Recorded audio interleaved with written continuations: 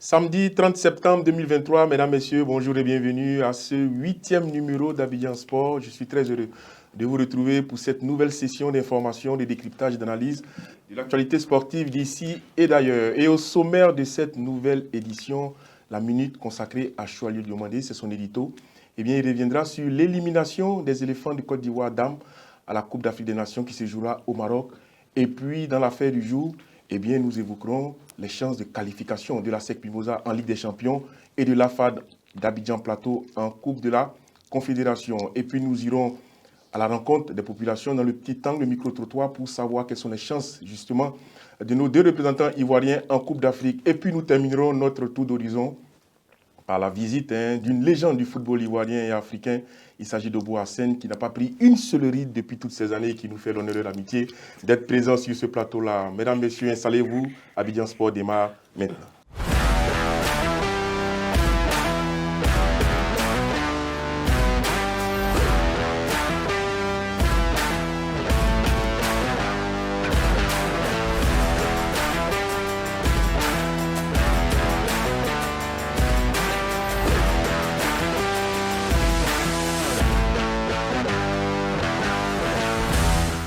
Mesdames, Messieurs, vous connaissez nos canaux habituels, Abidjan Sport, page Facebook et UGF TV. Et bienvenue encore à ce 8e numéro d'Abidjan Sport. Je suis ici en plateau avec celui qui n'est plus à présenter. Il s'agit de Choalieu Diomandé. Bonjour Choalieu. Bonjour Kader. Comment vous vous portez? Ça va par la grâce de Dieu. Et puis je le disais d'entrée, un visage bien connu du football ivoirien africain, Obou Arsène. Bonjour Obou et bienvenue ici chez vous. Bonjour M. Kader. Merci de m'avoir invité. Mais tout le plaisir est pour nous. Choalieu, je me tourne vers vous puisque c'est avec vous qu'on démarre cette 8e édition d'Abidjan Sport avec l'édito, la minute qui vous est consacrée. Vous avez décidé de revenir sur l'élimination douloureuse des éléphants dames de la Coupe d'Afrique des Nations. C'est juste après le jingle.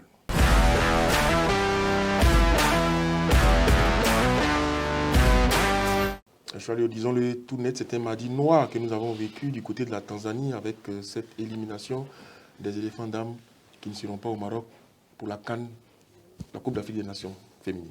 Oui, effectivement, en 2024, ça fera 10 ans que la Côte d'Ivoire, au niveau des dames, n'a plus participé à une Coupe d'Afrique des Nations. Je pense que ça fait désordre. Mais je dis, à un moment donné, il faut se poser la question. Est-ce qu'aujourd'hui, elle est la femme de la situation?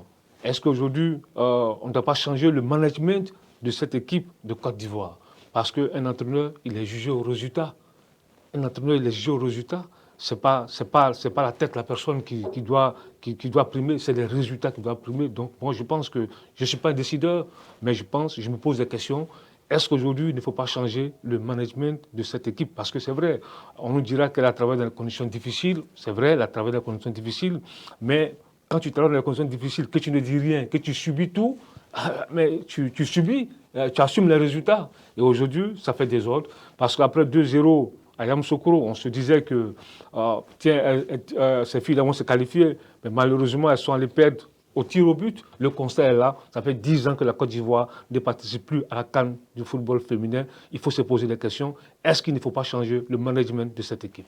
Et au nombre des questions, au nombre des interrogations, est-ce que ce score acquis à l'aller 2-0 au stade Charles Kounambani de Yamoussoukro était le bon? Puisqu'on a vu dans cette opposition, les éléphants manquaient un nombre incalculable d'occasions de but. Absolument, je suis d'accord avec vous, parce que quand tu joues à domicile, quand tu as l'occasion de plier un match, quand tu te crées des occasions de but, il faut les mettre au fond. Parce que 2-0, c'était le service minimum. Mais on se disait que, vu la physionomie de ce match-là, elles étaient capables d'aller marquer en Tanzanie. Elles ne l'ont pas fait. Elles ont pris 2 buts en moins de 2-3 minutes. Ça a été compliqué. Parce que quand tu gagnes 2-0 et que tu prends un premier but, c'est fini. Tout devient compliqué. Tu commences à douter. Si moralement l'équipe n'est pas forte, elle commence à douter. Et après, dans la gestion du match, ça a été compliqué. Elles ont pris un deuxième but au tir au but. Ça, c'est un autre débat. Mais une chose est certaine, on ne va pas s'arrêter sur les tirs au but. Nous, on fait un constat, on nous dit, on regarde, on observe que ça fait déjà 10 ans maintenant que cette équipe-là n'arrive pas à participer à une phase finale de Coupe d'Afrique des Nations. Et là, ça fait désordre. Alors, le contraste est saisissant au niveau de la mobilisation. Je me souviens qu'au stade Charles Kounambani de Yamoussoukro, il y avait très peu de monde au stade lors de ce match-là. Mais à l'inverse, au stade de Dar es Salaam, il y a eu tout un monde, toute une population, tout un peuple venu soutenir cette équipe de Tanzanie. Dites-nous, Obouassène, vous, avec votre expérience, pourquoi on n'arrive pas à se sublimer dans des environnements hostiles? Pourquoi on a du mal de plus en plus à se qualifier dans l'adversité psychologiquement? Pourquoi ça coince? Vous qui êtes un ancien footballeur. Vous savez, quand nous on jouait, on avait une mentalité. Il y a certains pays, on s'est dit dans la tête, ceux-là, ils ne peuvent pas nous gagner. Certaines équipes ont dit, ils ne peuvent pas nous gagner. Donc, on va avec cette rage-là. Voilà. Je ne sais pas comment ça se passe maintenant. Chalio, est-ce qu'on souffre véritablement d'un regain psychologique, d'un regain en termes de morale, de confiance avant d'aborder ce genre de match-là? Écoutez, c'est un tout. Un match de football, c'est un tout. C'est l'état d'esprit, c'est l'envie, c'est l'engagement. Maintenant, on apprend que après le match aller, se serait posé un problème de prime avec les joueuses. Est-ce que cela a joué sur les prestations au match retour? On se pose toujours des questions. Mais une chose est certaine, on sait très bien que cette équipe-là a souvent évolué dans des conditions très difficiles, mais cela ne l'a pas empêché de gagner 2-0 à l'aller. Et cela ne nous a pas empêché de se créer des occasions de but qui ont été vendangées par ces filles-là. Mais je pense que c'est plus sportivement que nous avons perdu ce match-là. Et moi, je reviens là-dessus. On ne peut pas laisser de cette façon-là. Faire 10 ans sans participer à une phase finale de Coupe d'Afrique des Nations, franchement, il faut se poser des questions.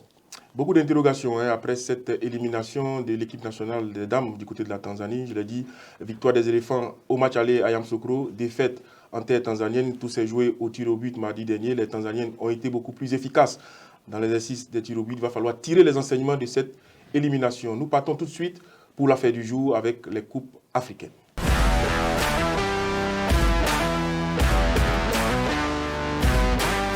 Dans l'affaire du jour, nous évoquons les coupes africaines avec les participations de la SEC Mimosa en Ligue des Champions et de l'AFAD d'Abidjan Plateau en Coupe de la Confédération. Je suis allé demander la SEC Mimosa, on va le dire, on va commencer par la Ligue des Champions avec la SEC Mimosa qui a été, on va dire, en tête tunisienne pour affronter le Al Ahly Benghazi. On sait tous les raisons qui ont conduit, n'est-ce pas, ce match à se dérouler en tête tunisienne. La SEC revient avec un match nul, 0 but partout et s'apprête à aborder, on va dire, une phase importante avec ce match retour du côté de Bouaké. Pour vous, comment vous voyez ce match? Écoutez, je pense que ce ne sera pas un match facile parce que Al Ahly Benghazi n'a rien à voir avec le Coton Football Club du Bénin, puisqu'on se souvient au tour précédent, la SEC avait fait 0-0 à Cotonou face au Coton Football Club, et puis au match retour, la SEC a gagné 2-0.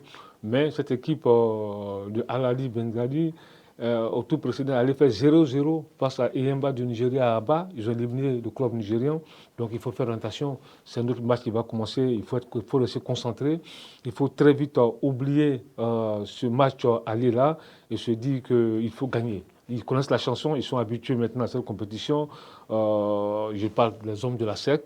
Ils doivent gagner. Et il faut gagner ce match-là parce que là, la SEC, en le faisant, la SEC va retrouver la phase finale de la Ligue des champions africaine. Ça sera un très bon moment pour le football ivoirien. Ils sont 90 minutes d'un grand bonheur. Sportivement et financièrement, se qualifier pour la Ligue des champions, ce serait une très belle opération pour la SEC Mimosa. Alors, Obouassène, vous êtes notre référent. Vous êtes celui qui a pratiqué le football à un très très haut niveau. Ce genre de rencontres, comment on les aborde? Tout d'abord, je pense que les matchs 0-0 sont des matchs pièges. Parce que quand tu reviens jouer chez toi, il suffit juste d'un petit faux pas et vous êtes éliminé.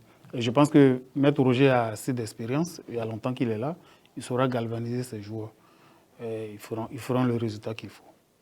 Chalio, c'est un scénario que la SEC connaît bien. Souvenez-vous, la saison dernière, elle avait fait 0-0 face à l'US Monastir. Elle était venue se qualifier ici, on va dire, en terre ivoirienne, plus précisément à Yamoussoukro. C'est un scénario que la SEC connaît. Est-ce que c'est un avantage pour les joueurs de... Oui, c'est un avantage pour eux parce que vous parlez de l'année dernière, mais cette année déjà, ils ont fait 0-0 avec le Coton Football Club de Cotonou au match aller à Cotonou. Maintenant, ils savent, ils connaissent la chanson, ils connaissent le scénario, ils savent que ce n'est pas gagné d'avance. Il faut rester concentré, il faut surtout marquer parce qu'il faut chercher à gagner. Parce qu'un nul avec but élimine la SEC. Donc, il est important pour eux de gagner ce match-là. Même s'ils encaissent le premier but, ils doivent rester concentrés. L'objectif, c'est de se qualifier. L'objectif, c'est de gagner ce match-là.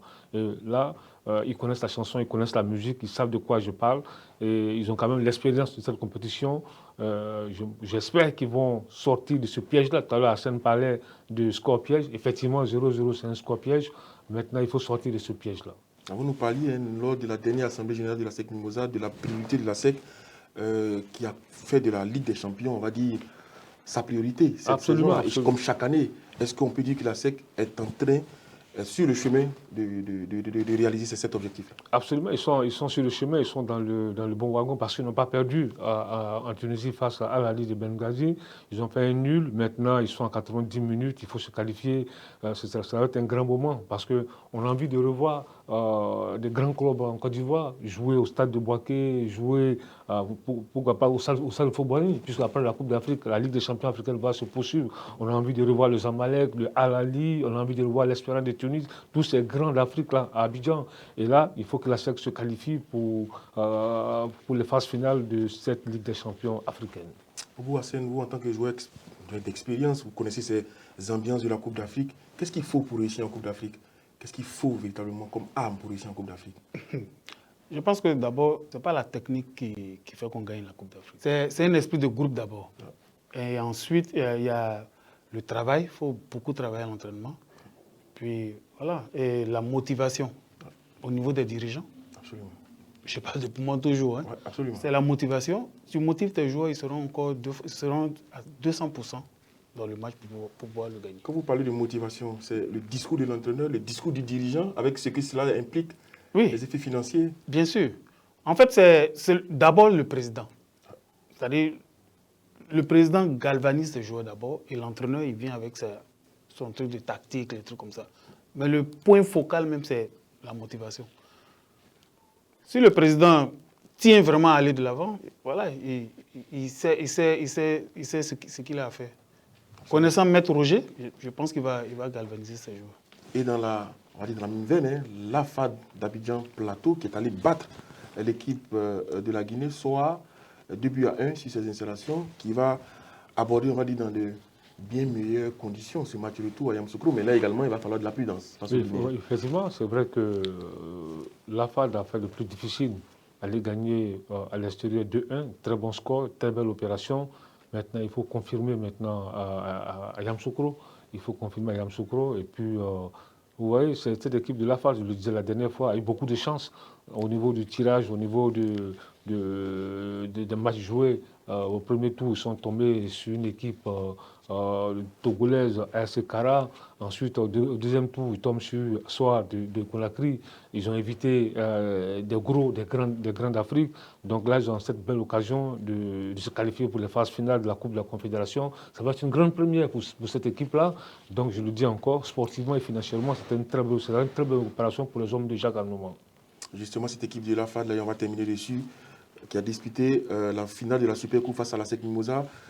Comment vous l'avez trouvé, cette équipe de la FAD dans le jeu? J'avoue que moi, personnellement, j'ai du mal encore à situer cette équipe-là. Je l'ai vu sur la finale de la Coupe nationale face à la SEC Mimosa.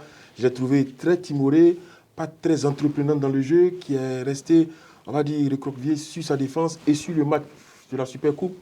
Le scénario identique. Est-ce que cela met en confiance une équipe au moment d'aborder une telle rencontre? Mais écoutez, ce n'est pas le même match. C'est-à-dire qu'un match de Super Coupe est différent d'un match de la Coupe d'Afrique. C'est-à-dire que ce n'est pas la même motivation, surtout qu'ils ont déjà gagné 2-1 à l'extérieur. Mais pour revenir un peu sur ce match de la Super Coupe, c'est vrai, je n'ai pas vu une bonne équipe de la FAD. Il faut le dire tout net. Franchement, j'ai été déçu par la qualité du jeu produit par cette équipe-là.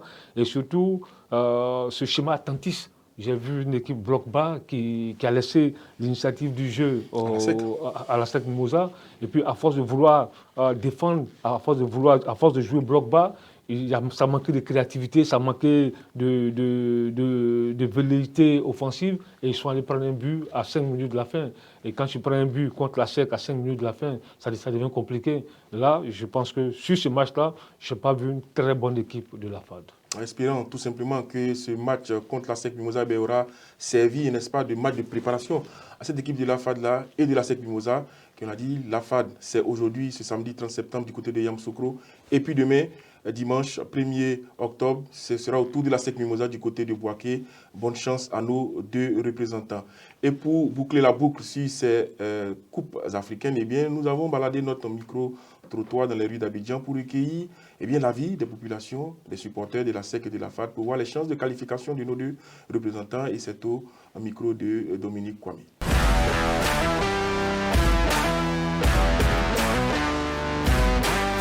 Effectivement, Kader, nous sommes dans la commune de Angré pour avoir l'avis des différents supporters entre le match AFAD et ASEC Mimosa. Alors bonjour monsieur. Bonjour madame. Que pensez-vous du match entre l'ASEC Mimosa et l'AFAD? Ce que je sais que l'ASEC Mimosa va gagner. Voilà, parce que l'ASEC Mimosa, j'ai attendu le nom de l'ASEC, c'est pas aujourd'hui.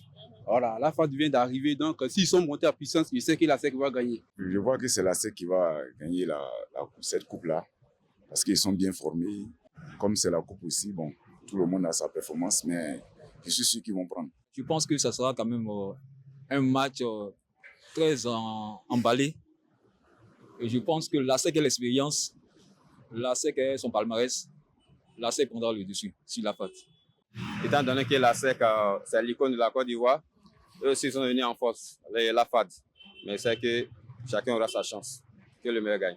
Alors Kader, l'heure est à la confiance du côté des supporters, vous les avez bien entendus. On se dit à très bientôt pour une nouvelle émission. À vous l'antenne.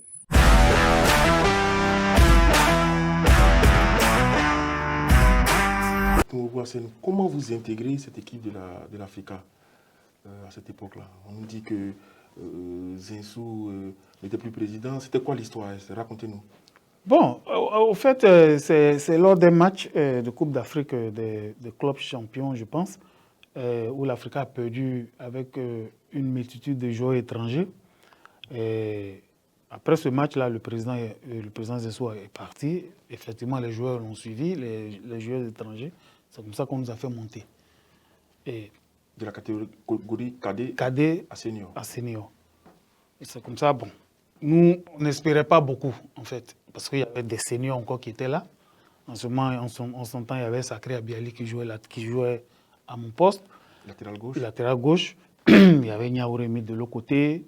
Donc, nous, on ne faisait que s'entraîner, compléter le groupe. Et puis, ma chance est arrivée. Un dimanche, j'étais à la maison. Et puis, il y a un dirigeant, Zido Denis, qui est venu me chercher. Ah, il dit, viens, tu vas jouer. Moi, j'étais choqué. À l'Africa? À l'Africa. Premier match officiel. Mon premier match officiel. Viens, tu vas jouer. Qu'il y a Sacré qui dit qu'il est malade. Donc, il est rentré. C'est comme ça que je suis venu. Vous avez le nom de l'adversaire encore? C'était FC Man. Le jour, on les a gagnés 4-0. Au Félicia? Au Félicia, depuis ce jour. C'était quoi? Comment les supporters vous ont accueilli pour ce premier match-là? Bon, tu sais, avant les entraînements, c'était rempli comme au stade. Donc, ils savaient, en fait. Ils voyaient les joueurs s'entraîner. Souvent même, ils me demandaient, mais pourquoi on ne te retient pas? Pourquoi on te retient? Il dit non, c'est l'entraîneur. C'est pas moi. J'attends. Le jour où j'aurai ma chance, bon, il va m'appeler. C'est comme ça que ça s'est passé. Et puis cette chance-là arrive face au FC Man où vous gagnez votre place. Ouais. Vous ne la quittez plus jamais? Plus jamais. Chadio? Oui, mais vous avez quand même été l'un des rares joueurs qui, en quittant l'Africa, a réussi à la SEC. Ensuite, de la SEC est retourné à l'Africa Sport. Quel a été votre secret? Réussir dans ces deux grands clubs? Parce que ce n'était pas évident. Bien sûr, parce qu'il y a eu des cas d'échecs, des joueurs qui ont permuté des deux camps, que ça n'a pas vraiment marché pour eux. Bon, je pense que au moment où j'ai quitté l'Africa pour aller à la SEC, je pense que les joueurs de la SEC, on se retrouvait beaucoup. On était amis en équipe nationale. Donc la transition s'est faite vraiment facilement.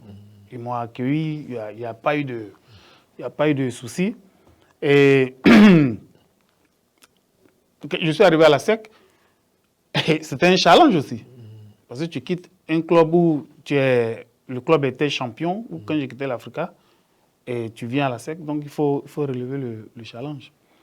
Donc c'est comme ça avec mes amis joueurs, on s'est mis ensemble et puis voilà.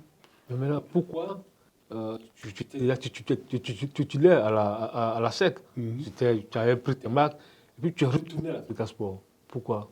Qu'est-ce qui s'est passé? Bon, je pense que à la SEC, l'ambiance était bonne. Je peux pas tirer sur l'ambiance. L'ambiance était bonne. Mais bon, il y avait un souci avec l'entraîneur en fait, qui était Troussier. Bon, je ne sais pas comment expliquer. Vous avez des difficultés avec lui? Voilà, j'ai eu vraiment des difficultés avec Troussier. Donc, c'est comme ça que je suis allé voir le président Roger. Je lui ai demandé. Bon, moi, je veux savoir. Parce que moi, je suis venu ici, c'est pour. Moi, je ne veux pas de problème. Je suis venu pour jouer. Mais, toi, le président, tu viens, tu n'as même pas le droit même de venir en entraînement. Donc, ça, c'était Troussier. Oui. Donc, tu ne peux pas savoir ce qui se passe. Toi, tu ne fais que recevoir les informations. Tu ne vois pas. Il y a un souci. Voilà. Le souci, c'est Troussier. Moi, je veux savoir s'il est encore là. Chacun va prendre sa décision. Qu'est-ce que Troussier vous reprochait concrètement? Qu'est-ce qu'il vous disait? Qu'est-ce qu'il vous reprochait? Bon, vous savez, avant le football n'était pas professionnel. Vous voyez. Troussier, il est venu avec une mentalité de professionnel. Tu vois, c'est vrai, il faut dire la vérité. On s'entraînait, mais ce n'était pas comme il le voulait en fait. Parce qu'il voyait le talent, il nous disait, ah, vous avez le talent, vous ne vous entraînez pas, vous ne vous entraînez pas dur, blablabla. Donc, en fait, c'est ce qu'il me reprochait en fait. Tu vois, En fait, il voulait ton bien. Il voulait mon bien. Tu vois, ben, quand tu es dans l'action, tu ne vois pas. Toi-même, le concerné, tu ne sens pas ça. Okay. Voilà. C'est avec le recul que maintenant tu te rends compte. Bon. Justement, à votre signature à la SEC Mimosa, il y a l'épisode. Quand vous quittez l'Africa, vous signez à la SEC, il y a un épisode où les dirigeants vous cachent un griffe. C'était quoi? On vous a pris, on vous a caché pour vous envoyer aux États-Unis. Vous étiez un des tout meilleurs à l'Africa, vous décidez de rejoindre la SEC. Comment ça se passe? Non, c'était chaud. C'était vraiment difficile pour moi. C'était une période difficile pour moi. Parce que c'est comme ta famille biologique. Tu laisses ta famille pour aller quelque part d'autre. Tu vois, c'est vraiment... Je ne sais pas comment expliquer ça. Ça fait vraiment mal. Comme une trahison. Voilà, c'est comme une trahison en fait. Tu vois.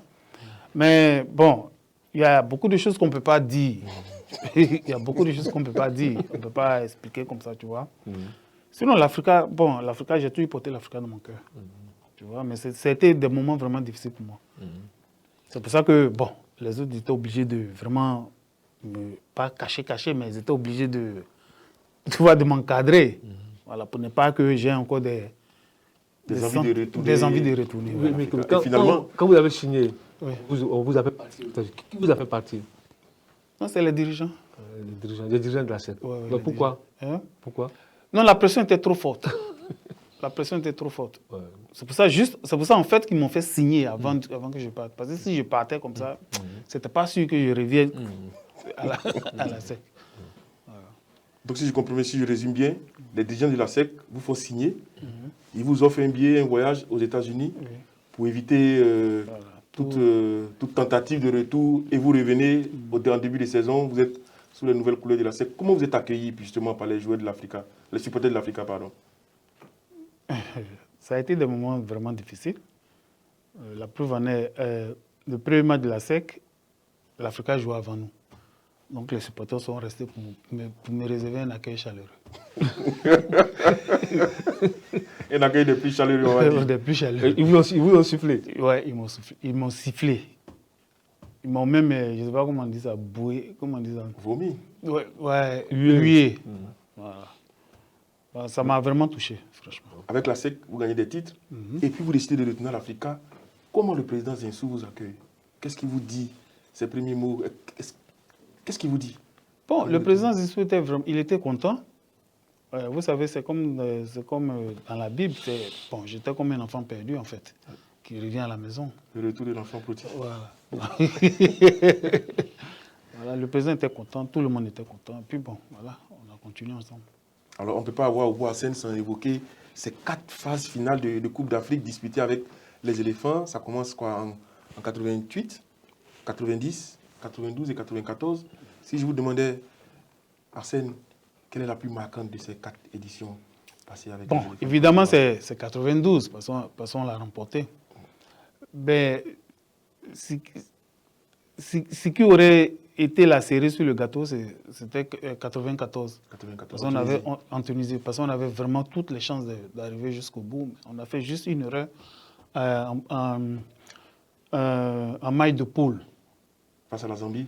face à la Zambie, ce qui a fait qu'on a perdu ce match-là, ce qui a fait qu'on a croisé le Nigeria. Ce n'est pas qu'on avait peur du Nigeria, mais au moins, si on avait joué contre le Mali, on serait en finale. Voilà, c'est le seul mauvais point, quoi. Justement, cette demi-finale face au Nigeria, qu'est-ce qui a manqué pour passer ce cap-là? C'est vrai qu'en face, on avait une belle équipe du Nigeria, mais qu'est-ce qui a manqué aux éléphants? On sentait que dans ce match-là, il y avait possibilité de la battre, cette équipe du Nigeria. Bon, le Nigeria avait plus envie que nous, franchement. Ils avaient vraiment envie que nous sur ce match-là. Sinon, on avait les mêmes joueurs, on avait pratiquement les mêmes joueurs de 92, mais c'était l'envie. Parce qu'il y a beaucoup de choses, bon, je ne peux pas expliquer, il y a eu beaucoup de choses qui se sont passées, mais... J'ai envie de savoir. C'est pour ça qu'on a la chance de vous avoir sur ce plateau-là. Il y a eu des trucs, bon, c'est-à-dire, il y avait des... Bon, c'était pas, nous, de notre côté, ce n'était pas vraiment à 100%, tu vois.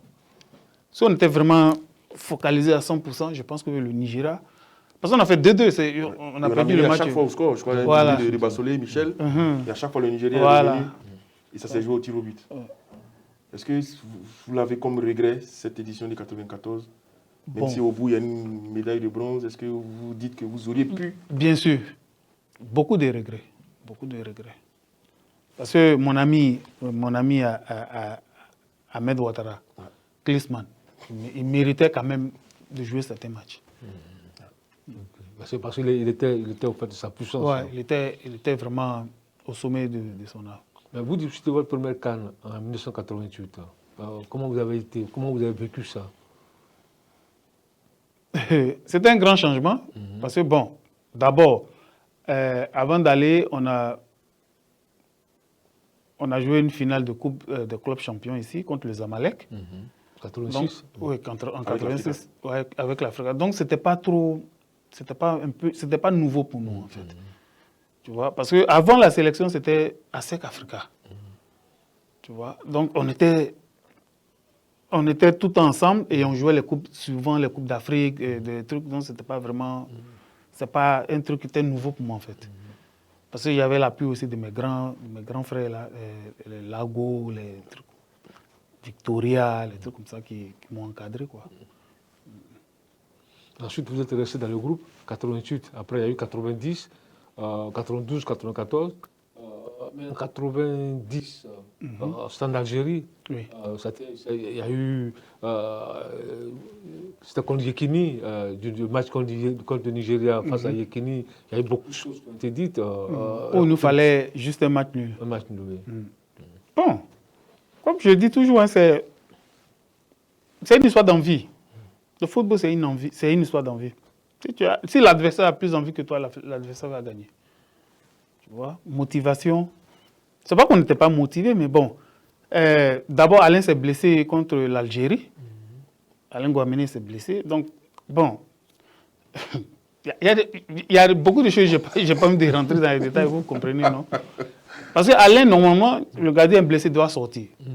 Bon, il n'a pas pu sortir, il a continué le match. C'est pour ça qu'on a perdu 3-0, si mes souvenirs sont bons. Alain a joué blessé. Bon, pourtant, il y a des gardiens remplaçants. Vous voyez, donc, je n'ai pas trop envie de rentrer dans les détails.